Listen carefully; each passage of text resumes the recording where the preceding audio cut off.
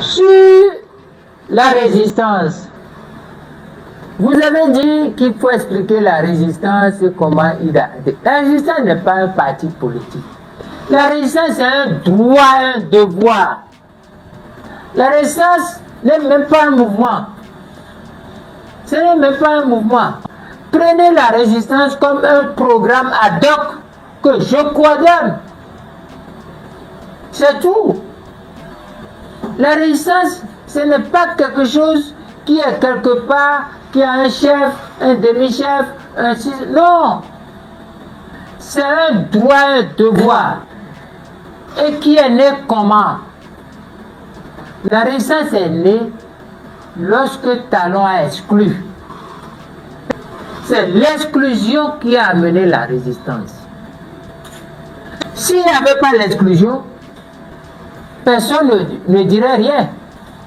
Pourquoi on va dire? Il y a les lois bidons qu'il est en train de faire.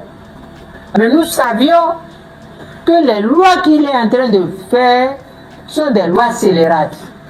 Nous savions qu'il y avait des complicités pour que les gens votent ces lois. Parce que c'était une absurdité, une bâtardise, une folie qu'un président se lève gaillardement devant tout le monde et demande à l'Assemblée de lui voter les lois les yeux fermés. Ça ne se dit pas. Vous vous souvenez quand Talon a dit qu'il veut qu'on lui vote les lois les yeux fermés? C'est à partir de là qu'ils ont détruit toutes les lois piliers de l'état de droit. Ils ont fabriqué des lois bandites, excusez-moi de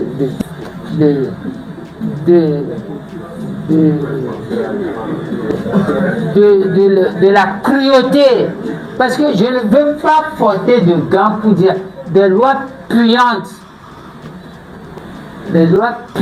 incongrues, inopérationnelles. La preuve, quand moi je disais en 2018 qu'ils ont des lois inopérantes, inopérationnelles, incongrues, les gens disaient que je racontais n'importe quoi.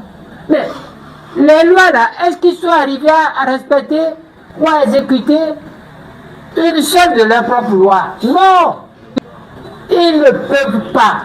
Talon ne peut pas respecter. Aucun membre de la rupture ne peut respecter aucune de leurs lois portant réforme du système partisan et réforme du système de... Ils ne le peuvent pas.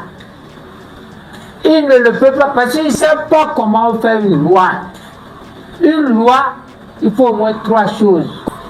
Il y a le côté normatif de la loi, le côté sociologique, culturel et savant de la loi, et le côté applicabilité de la loi. Enfin, il y a le côté porteur, le côté qui génère la paix, le progrès dans la cité de la loi. La loi n'est pas le rêve de quelqu'un. Mais les lois qu'ils ont fabriquées, ça ne répond à rien. La loi sur le système partisan, c'est zéro. Ils ne peuvent pas. Vous voyez comment ils parlent de... Ces gens-là, ces gens... Le président candidat Zanaï a été arrêté et placé en garde à vue. C'est par ce fait marquant que débute notre propos aujourd'hui. Un fait grave, lourd de sens, qui interpelle toute la nation béninoise et qui oblige chacun à réfléchir avec sérieux, responsabilité et maturité politique. Nous voulons donc parler du président candidat Zanaï, ancien ministre délégué à la Défense, président du parti Restaurer l'Espoir, figure connue de la scène politique nationale. Son interpellation et son placement en garde à vue ne peuvent être considérés comme un simple événement ordinaire. Bonjour à tous et bienvenue sur votre chaîne Regard Africain. Aujourd'hui, nous restons au cœur du Bénin pour vous faire découvrir l'actualité et les réalités de notre pays. Restez avec nous jusqu'à la fin pour tous les détails. Nous vous invitons également à vous abonner à notre chaîne et à partager cette information afin que chacun soit bien informé. Candidat Zanaï n'est pas un novice en politique. Il connaît les institutions, il connaît le fonctionnement de l'État, il connaît le poids des mots et l'impact des déclarations publiques. Justement pour cette raison, son comportement politique au fil des années mérite une analyse franche. Depuis sa rupture avec le président Patrice Talon, Il a choisi une posture qui repose presque exclusivement sur la critique permanente du gouvernement. Chaque fois qu'il monte au créneau, c'est pour attaquer, dénoncer, contester, accuser.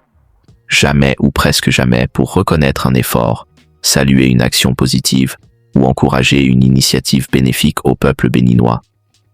Toutes ces vidéos, toutes ces sorties médiatiques suivent la même logique. Critiquer l'État, fragiliser l'action gouvernementale, peindre un tableau constamment sombre du pays. Cette attitude répétitive est mauvaise.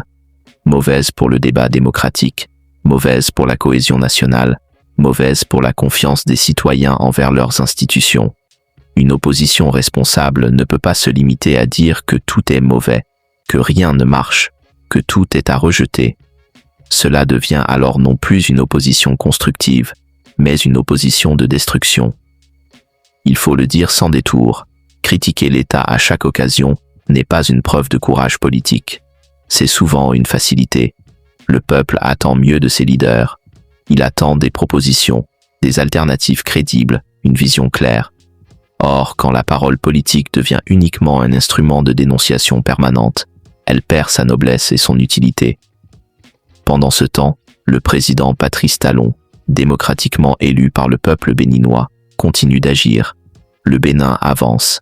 Les routes se construisent, les villes se transforment, les infrastructures sortent de terre, l'administration se modernise, les finances publiques sont mieux gérées, le patrimoine culturel est valorisé et l'image du pays s'améliore sur le plan international. Ce sont des faits visibles, vécus par les populations. On peut critiquer certaines méthodes, on peut discuter certaines réformes, mais nier systématiquement les avancées relève de la mauvaise foi. Le président Talon est un moteur de développement. Il a engagé le pays sur une trajectoire de transformation profonde. Gouverner, ce n'est pas flatter, c'est décider. Et décider, c'est parfois déranger. Mais ces décisions sont prises dans un cadre institutionnel, avec une vision de long terme pour le Bénin. Refuser de reconnaître cela, c'est refuser de voir la réalité.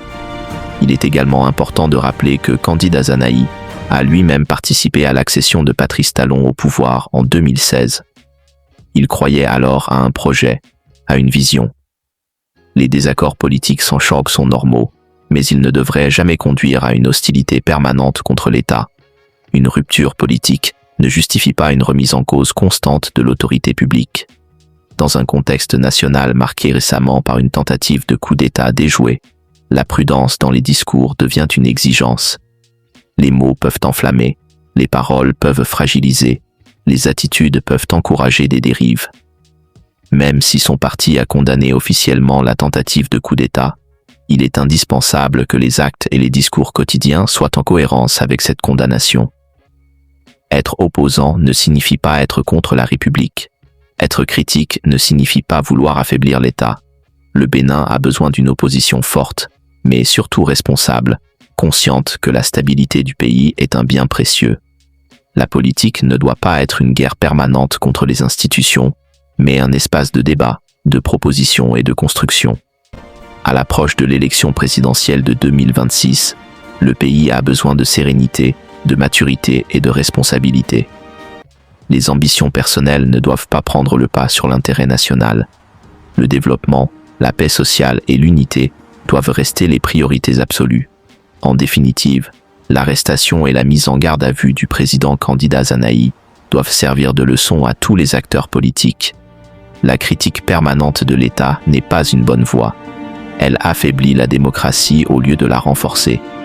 Le Bénin mérite un débat politique élevé, respectueux et constructif. Je vous remercie pour votre attention. Je vous salue très chaleureusement et je souhaite que la paix, la sagesse et l'amour de la nation guident chacun de nos pas. Que Dieu bénisse le Bénin.